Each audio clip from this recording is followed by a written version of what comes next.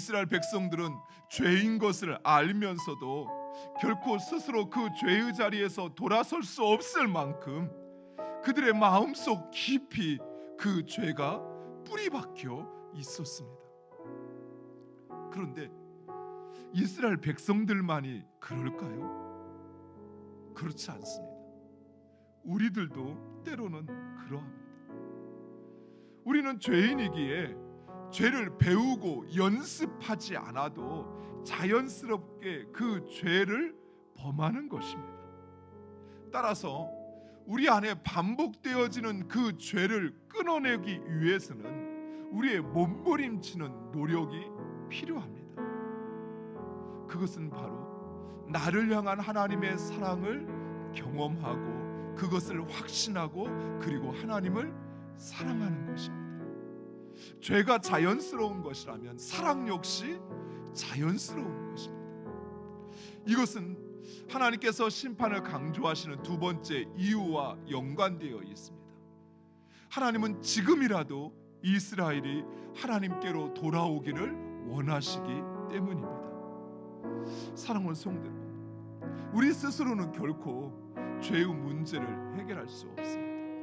내 마음에 쉼 없이 찾아오는 그 미움과 원망과 불평과 음흉한 마음과 그리고 교만한 생각을 벗어날 수 없다라는 것입니다.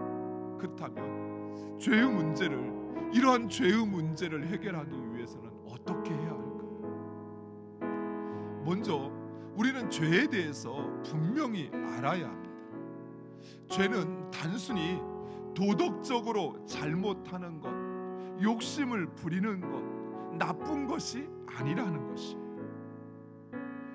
죄의 본질적인 속성, 하나님께서 그것을 죄라 말씀하시는 그 가장 본질적인 이유는 바로 죄는 하나님을 부정하고 하나님을 떠나는 것이기 때문입니다.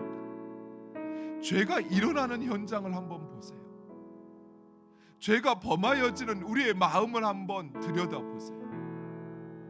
그곳에는 하나님이 계시지 않습니다. 죄와 하나님은 결코 함께 할 수 없다는 사실입니다. 죄는 하나님을 부정하고 하나님을 떠나는 것입니다. 그렇다면 죄의 문제를 해결하기 위해서는 어떻게 해야 할까요?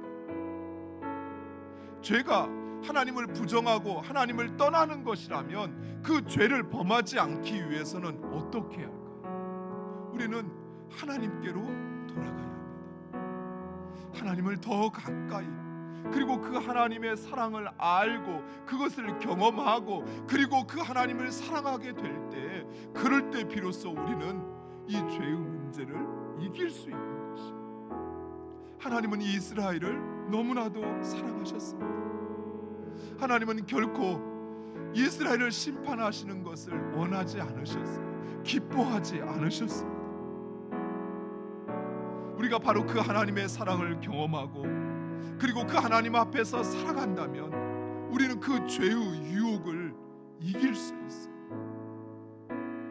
죄의 유혹이, 죄의 시험이 우리를 찾아올 때 우리가 하나님 앞에 서 있다는 사실, 그리고 나를 향한 하나님의 사랑이 어떠한지를 분명히 확신한다면 우리는 그 죄의 유혹을 뿌리칠 수 있는 것입니다. 하나님은 결코 우리를 잊지 않으신다 말씀하십니다. 그리고 여전히 우리를 사랑하십니다. 우리는 하나님께로 돌아가야만 합니다. 더 깊이, 지금 하나님을 사랑하는 것보다 더 깊이 그 하나님을 사랑할 때, 그리고 그 하나님의 사랑이 어떠한지 우리가 진정 알게 될 때 우리는 자연스럽게 그 죄로부터 멀어지게 될 것입니다.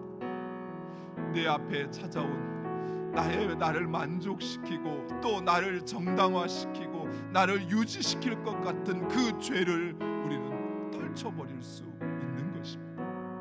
사랑하는 성도, 그 하나님의 사랑을 알고 또 경험하고 하나님을 사랑하는 우리 모두가 되기를 간절히 축원드립니다.